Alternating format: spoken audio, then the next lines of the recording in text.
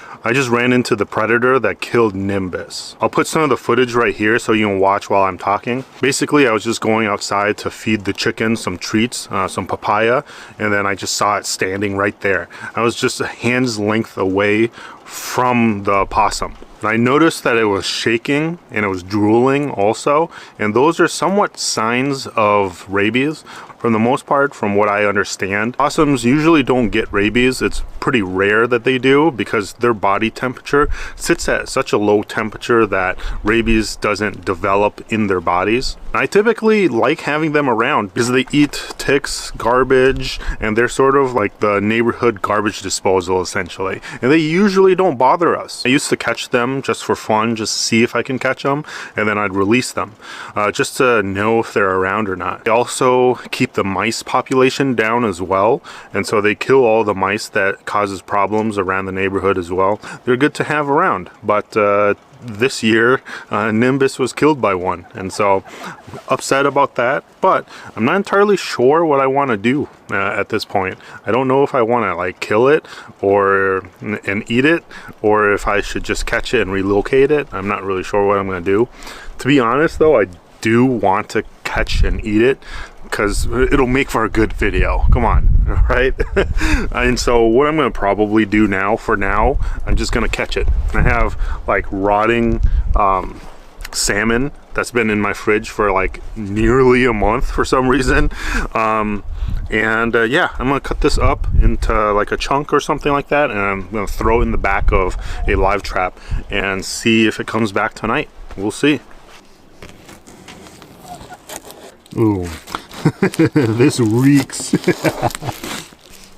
Okay, so for the rest, I'm gonna keep it in my shed. And the shed is secure, so I don't have any problems with that. Yeah, this will work. This is the type of live trap that I'm going to be using. It has this door that opens up like this. It has a pressure plate right there that's connected to this piece right here that leads up to here. And then this mechanism here hooks onto the door and it keeps the door open. When the pressure plate is pressed, it unhinges this part right here and the door closes. And so I'll keep my bait right there in the back like that, and then hopefully it climbs on in, steps on the plate, and it closes on itself. And so for demonstration, I'll press this plate down and you'll see it close. Just like that.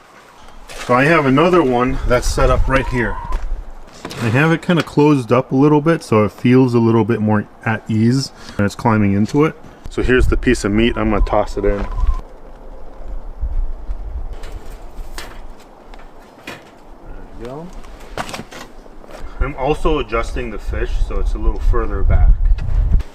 I'm going to do this. I'm going to cover it up so that way it doesn't reach its arm in from behind and take it through there, because I want it to actually go through this way.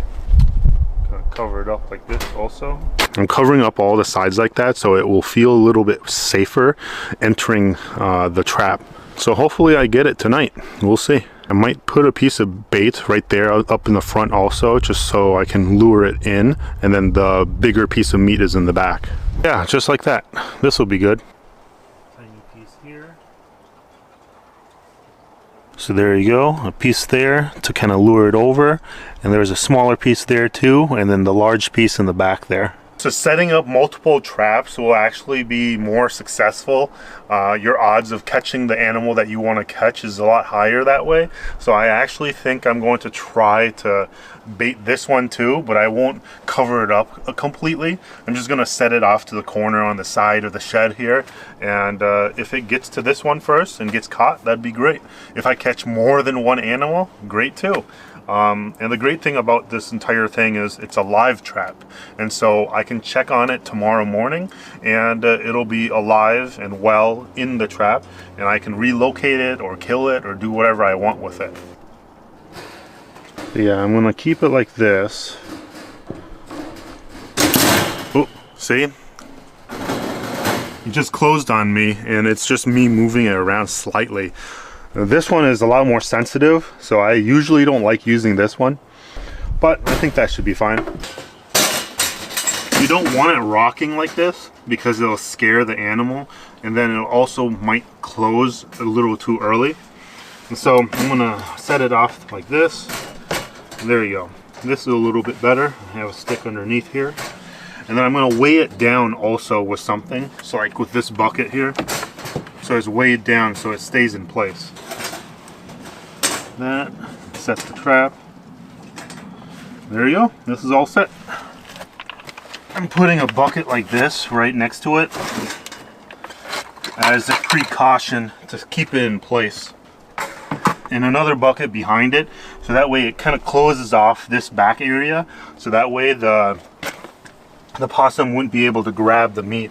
So I put the leftover meat in the shed, and I'm gonna lock this up and everything. Everything's gonna be closed off, and so hopefully tonight I'll be able to catch it. So wish me luck.